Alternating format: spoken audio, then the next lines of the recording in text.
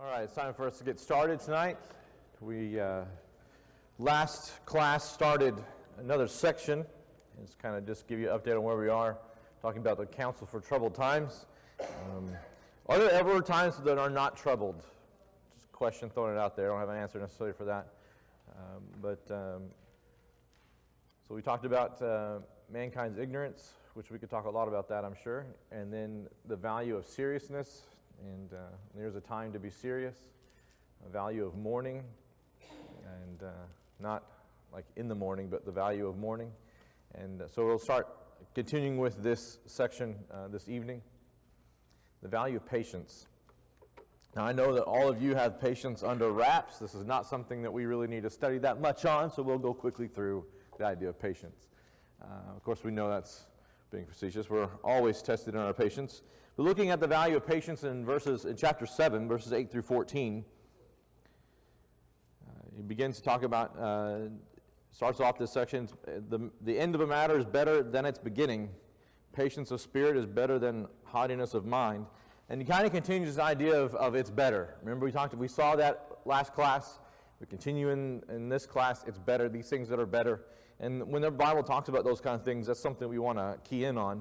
But when we talk about something that's better, the end of something is better than its beginning. Has there been anything in your life that the end of it was better than the beginning? A root canal maybe or something. Is there anything like it?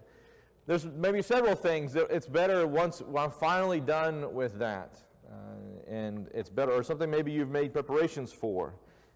And you finally have those done. It's better at the end than at the beginning of seeing all the things you have to do. And sometimes we start a task that seems insurmountable. And then when we're finally at the end of that task, we kind of rest in like, it's a lot better now that that's done, right? And so that's a lifelong thing. But what about patience of spirit is better than haughtiness or arrogance? Could you say that would be true? A statement? I mean, the Bible says it here, obviously, but I mean, could you see how it's true in your life or in lives of others, maybe? What does patience afford us that arrogance or haughtiness does not? What do we get from patience? If we're a patient individual, what are some characteristics of patience? Calm, tolerant, maybe, less anxiety. Bigger picture, somebody who sees things more. Usually when I think of patience, I see like taking time to really take in everything that's going on, listening, evaluating, be patient in making a decision.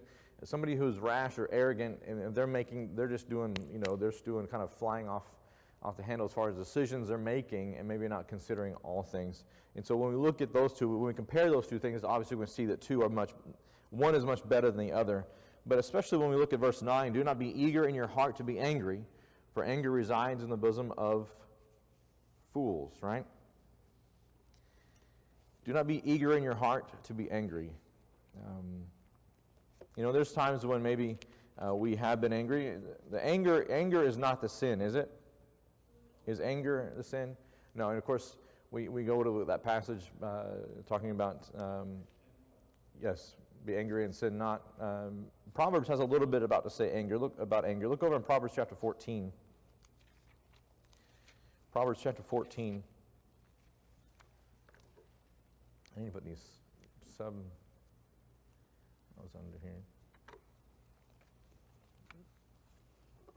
Proverbs 14, verse 17, and then verse 29. Verse 17, a quick-tempered man acts foolishly, and a man of evil devices is hated. And then verse 23, sorry, I can't read my notes here. 29, he who is slow to anger has great understanding, but he who is quick-tempered exalts folly.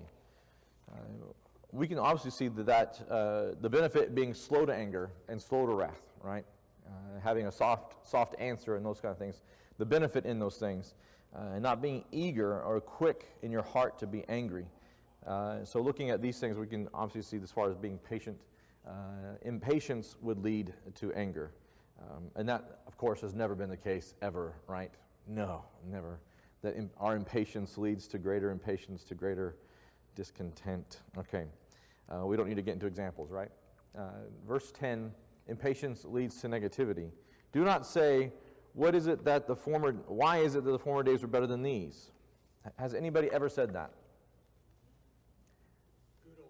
The good old days. I remember back when I was, okay, so I cannot count how many times my dad said, when I was a kid, and of course we were living in an area growing up as a rural area, and they were developing all the rural area into subdivisions and all that kind of stuff, and he said, when I was a kid, this used to all be pasture, blah, blah, blah. And then whenever I went up there and visited with Josiah and Vivian, it was like the same thing. I was saying the same. I became my dad. Like saying, it's like, when I was a kid, this all used to be, oh no. But the good old days, why is that? What does he say about saying, well, the good old days were better?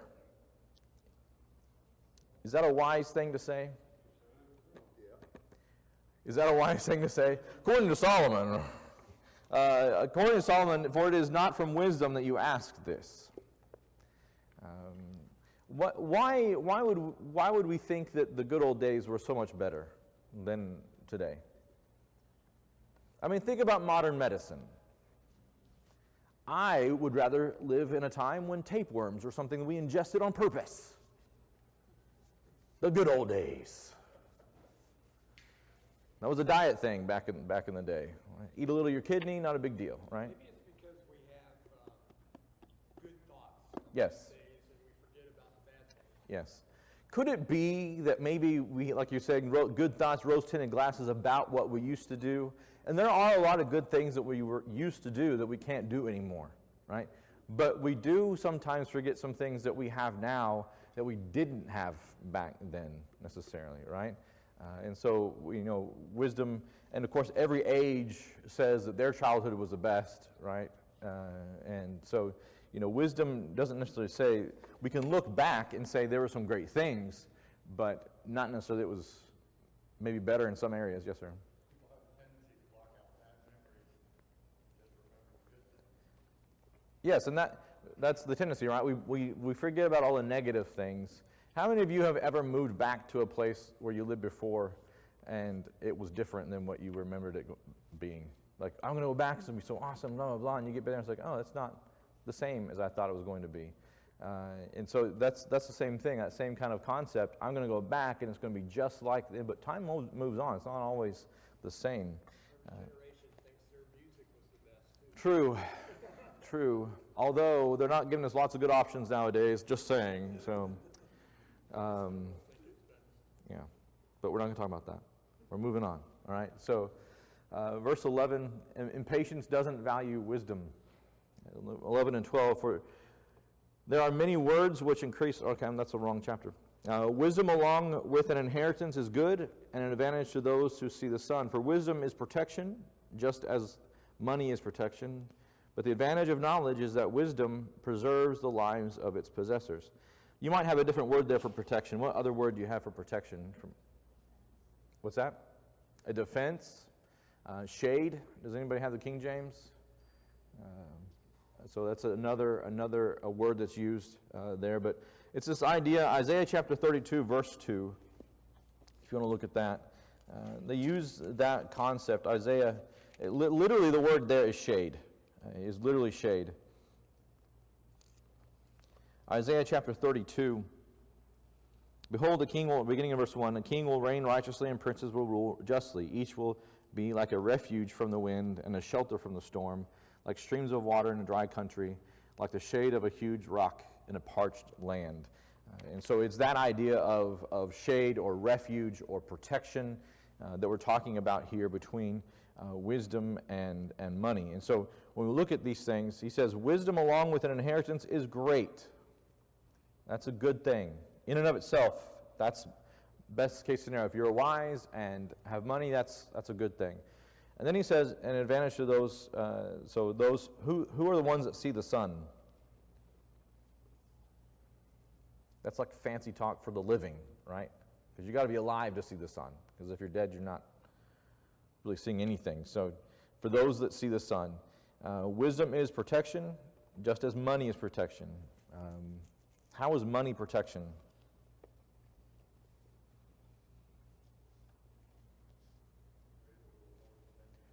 You afford the things you need. I can have a roof over my head. I can buy protection if I need it, right? Food, all kinds of different things as far as, obviously you can see those things. But what advantage does wisdom have over money? Use your wisdom in order to earn in different ways. Yes, yeah. So you can use your wisdom to get more money. It says here that wisdom preserves the lives of its possessors.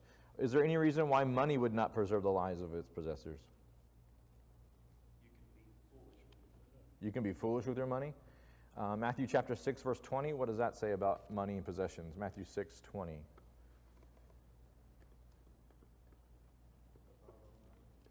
What's that? Well, what happens if I store up a bunch of money and I put it all in one place, and it's there and it's protecting me, I'm using it from time to time, what could happen? It could, rust, moth, some people could break in and steal it, right? Nobody has ever, killed somebody for the money, right? That never happens, okay? So money in of itself, it's good, but its wisdom is better because it preserves the lives of its possessors. Proverbs chapter 8 and verse 35.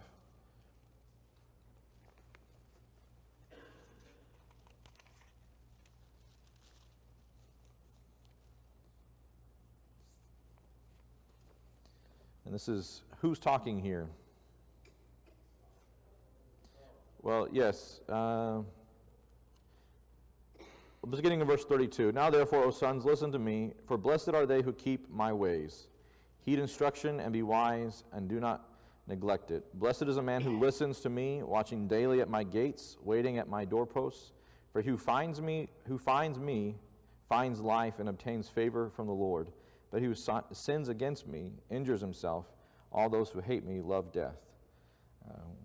So if wisdom was writing a letter, when wisdom says this is what would protect you. But if you hate wisdom, according to this, then you love death. It might be a little bit extreme, but you understand that wisdom, there's a preservation that wisdom gives to us. Wisdom would say, you know what? I'm not going to try and jump my motorcycle over my friend's car, right? Just an example. I'm not saying that happens to you on a daily basis, but there's a lot of failed videos that if somebody had said, don't do this, and used wisdom, there'd be a lot less failed videos out there for us to see. Do what?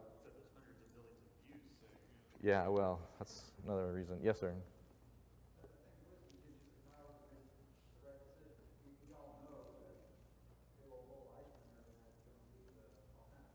Yep. Yes. Wisdom stays away from some things, right? What is the difference between knowledge and wisdom? Have we talked about that in here? What's the difference between knowledge and wisdom? Yes, wisdom applies knowledge, right? Wisdom's actually, I can know a thing and not really acknowledge it, but wisdom uses that knowledge. And so that's exactly right. So looking at wisdom and protecting us in that way. So as we look at these things, impatience is ultimately ineffective. Verses 13 to 14, consider the work of God. I'm talking about troubled times and being troubled. Considering the work of God is always something that is as a benefit. For consider the work of God, for who is able to straighten what he has bent? Can we straighten what God's bent? That's a fancy way of something. Can you undo anything God has done? Yeah, right. So isn't that what God kind of asked of Job? Really? I mean, not physically said, can you straighten what I bent? But didn't God, when God had Job stand before him, prepare thyself, Job, and God said, can you do these things? Where were you when I did this? Isn't that what he was essentially saying? Consider what I've done. When you have been holding these things against me, consider who I am, right? And look at Psalm 19. Psalm 19 is one of those psalms that considers God. Psalm 19. The heavens are telling of the glory of God, and their expanses declaring the work of his hands. Day to day pours forth speech, and night to night reveals knowledge. There is no speech, nor are there words. Their voice is not heard. Their line has gone out through all the earth, and their utterances to the end of the world. In them he has placed a tent for the sun. And he talks about over and over again the handiwork of God. Consider what God has done. And place that next to this next verse. Verse 14. In the day of prosperity of chapter 7, Ecclesiastes chapter 7, verse 14. In the day of prosperity be happy. Enjoy the prosperity that God's given us. We've already seen over and over again that the good things we get, what he's talking about, those things come from God. But in the day of adversity, what? Consider God. Consider. Think about those things, right? What can be learned? What can be gained from this adversity? God has made the one as well as the other. God is sovereign in both days. In my joy, in the time of happiness, God is sovereign. In the days of adversity that have come to mind, God is still on the throne and is still sovereign. God is still there. Now, there is some, in the time of Solomon, God did do things to cause them adversity, even for his father David. I mean, there was a time when God had it not rain for a drought for 3 years because there were some things that David was leaving undone. I'm not saying God works that way today and doing that in our lives today, but God is still sovereign in our good days and our bad days. Right? On Friday, God is sovereign. On Monday, God is sovereign. Right? So he is always in control. He is Lord of both. And so when we're having good days, be happy in those things. And when we're having bad days, consider God. Go to him. Consider the work that he's given us. And so he says here, so that man will not discover anything that will be after him. Do we know the future? Can we know what's going to happen after us? No, we're not. So what does Christ say when talking about the anxiety of today? What does he say in the Sermon on the Mount about anxieties for things? Why are you worrying about your life? What does he say? Yeah, there's enough today to worry about. Don't be worrying about the future.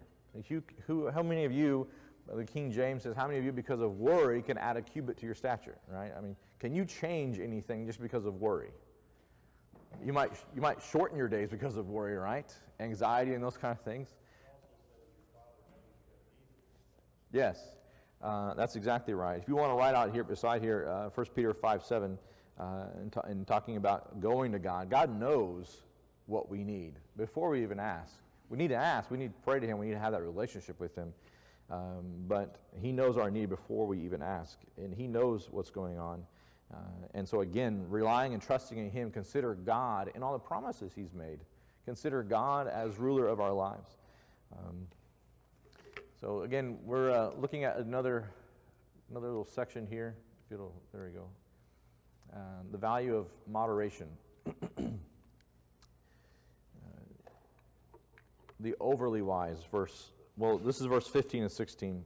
He says in verse 15, I've seen everything during my lifetime of futility. There's a righteous man who perishes in his righteousness, and there's a wicked man who prolongs his life in the wickedness. Have you seen that? You have people who live righteous lives, and they die young, right? And you see those that live wicked, crazy lives. You're like, how are they still alive? You know, like, why are they still kicking? Why are they blessed this way? And you know, he's saying, in the time that I've lived, these are things that I've seen. I've seen these to be the case. Now, is this always true? That those who are righteous will always die young, and those that are wicked will always live? That is not, yes, sir. Mm-hmm. Yes.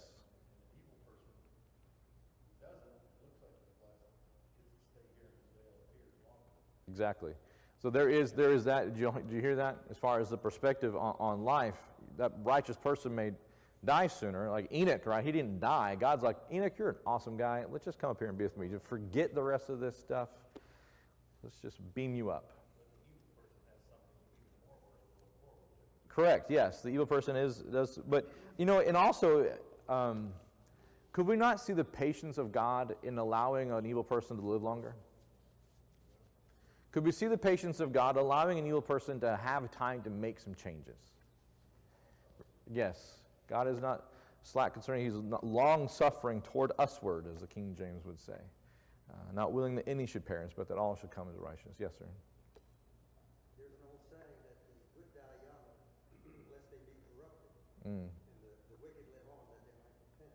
Yes, sounds almost like we're talking about what Solomon was saying here, but that's a very good comment as far as. But yeah, when we look at these things, Solomon's saying, "I've seen this," and based on what he sees in verse 15, he goes over into verse 16. It says, "Do not be excessively righteous, and do not be overly wise. Why should you ruin yourself?" What in the world is he talking about? All things in moderation. Do not be excessively righteous. What does it mean to be excessively righteous?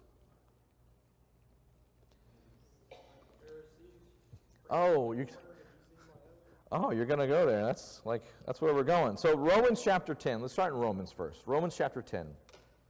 Excessively righteous.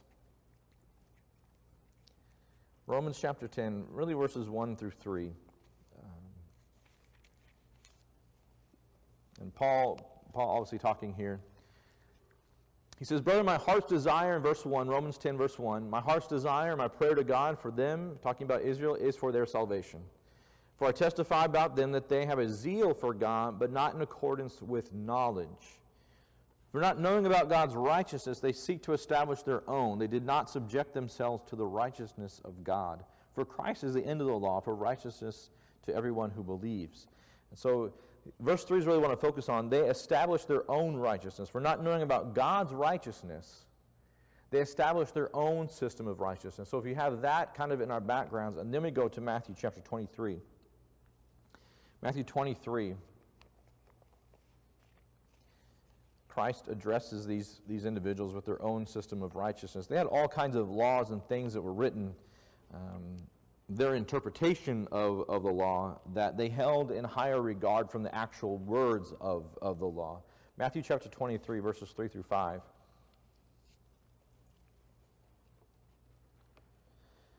Let's begin in verse 2. Christ speaking here.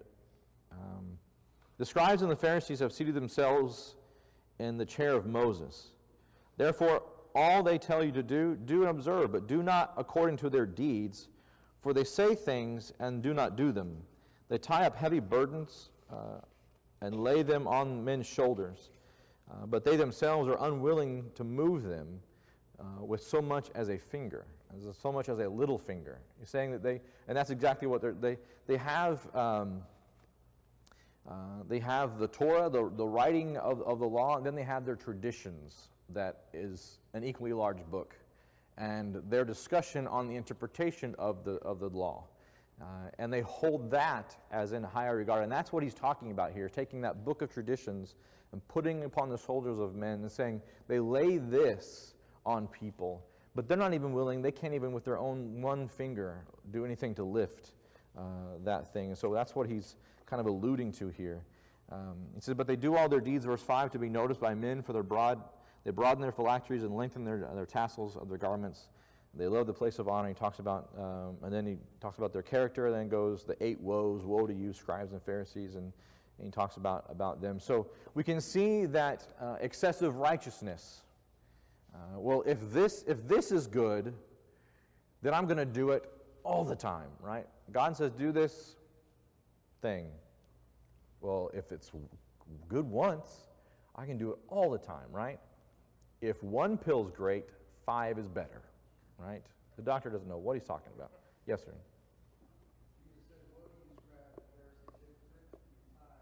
Mint and cumin.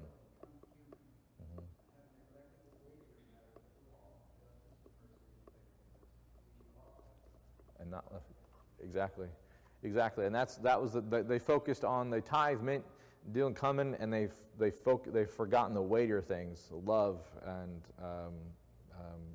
I can't quote it all of a sudden. Those, justice, mercy. So these things, that they've forgotten the more weightier things of the law. He said, those you should have done, they were supposed to tithe. They were supposed to tithe, but not forget the other things. And added and focused on just achieving and things you can mark off a list. And we can do that ourselves, right?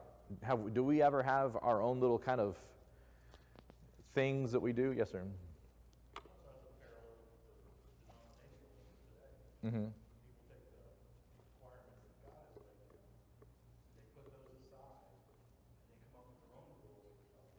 Yes.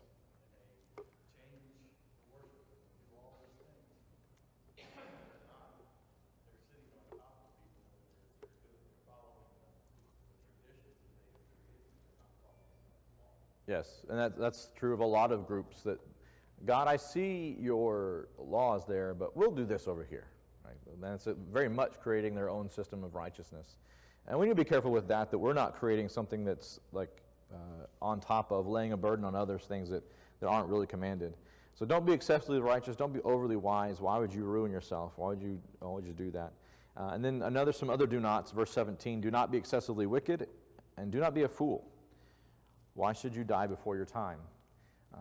And so none of these are something that we need to. So we need to be moderately wise and moderately wicked. Yes, sir. I make one question on overly righteous. Is he also speaking specifically to like burdening yourself over trying to be righteous further than you're required? Yeah, that's the idea. At least that's what Christ is talking about. And here, seemingly the same kind of idea that you don't burden yourself with things, make excessive vows, and things of that nature that you don't need to do. We've already seen earlier that if you make a vow, you better fulfill it, right? We saw that earlier in Ecclesiastes. But if you're doing that all your time, don't burden yourself with things that aren't there. And that's really the kind of the idea. And we need to be careful with ourselves. Sometimes we burn ourselves up on things that aren't really even required. And we get to feeling guilty about those things, and we've done it to ourselves. Yeah.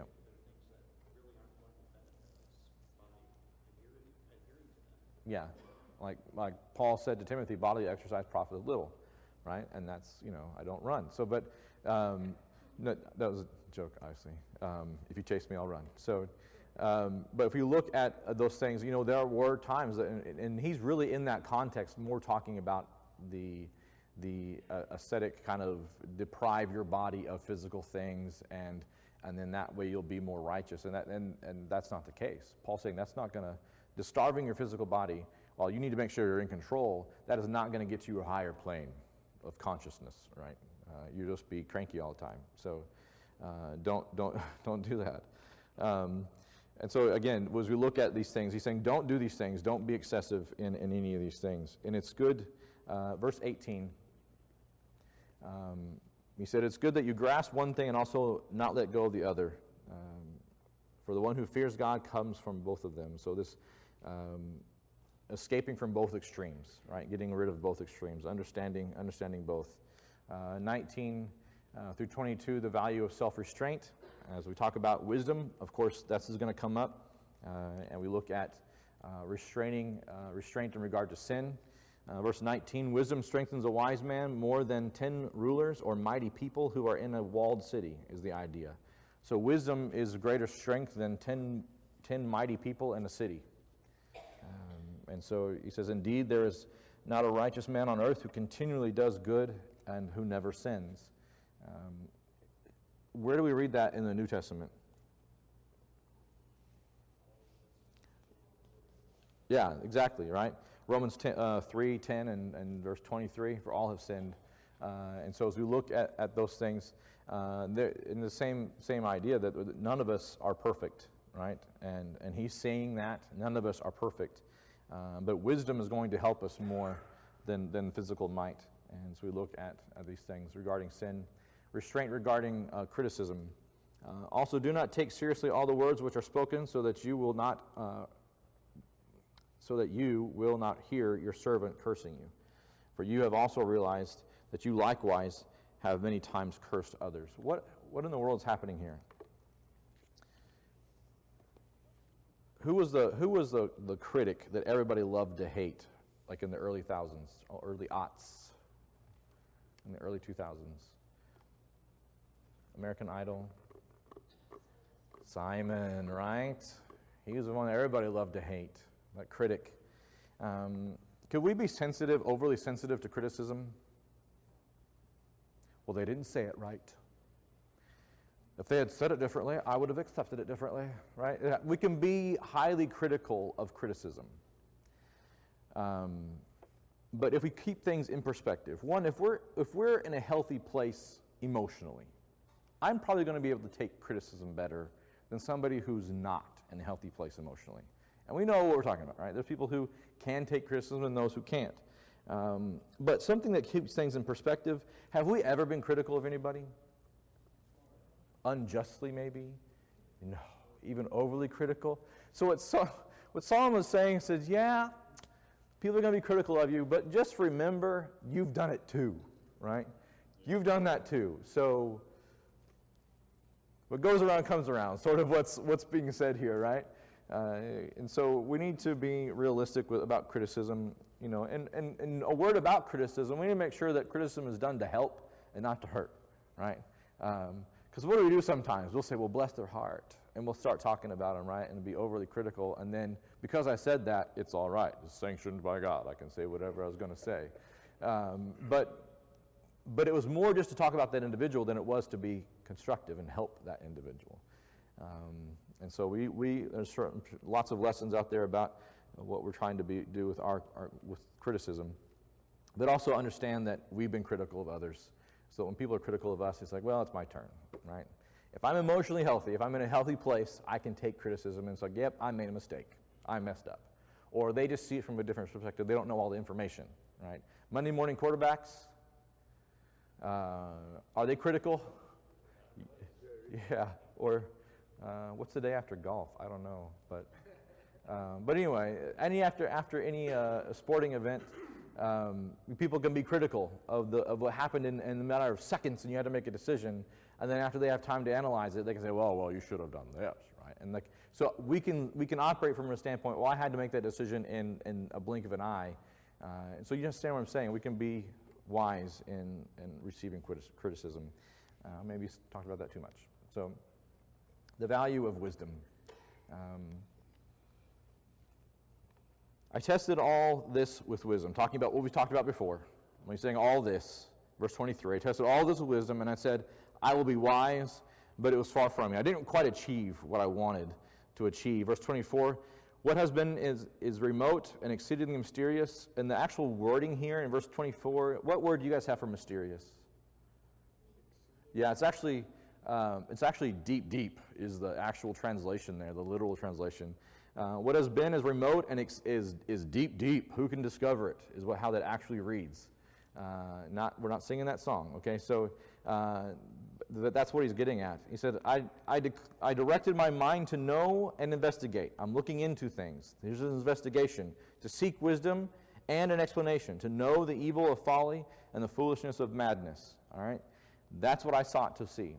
That's what I wanted to go after. Verses 23 through 25. This is his quest. Right? And so we see those things. And then the result of his search. He says, and I discovered, behold, I discovered, more bitter than death, the woman whose heart is snares and nets, whose hands are chains. One who is pleasing to God will escape from her, but the sinner will be captured by her.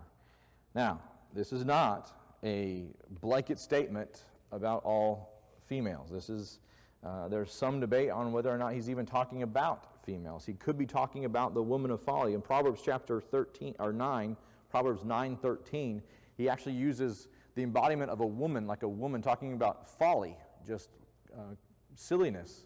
And folly is like he talks about her as a woman, but talking about folly. And so, but there is the idea that it could be an adulterous woman.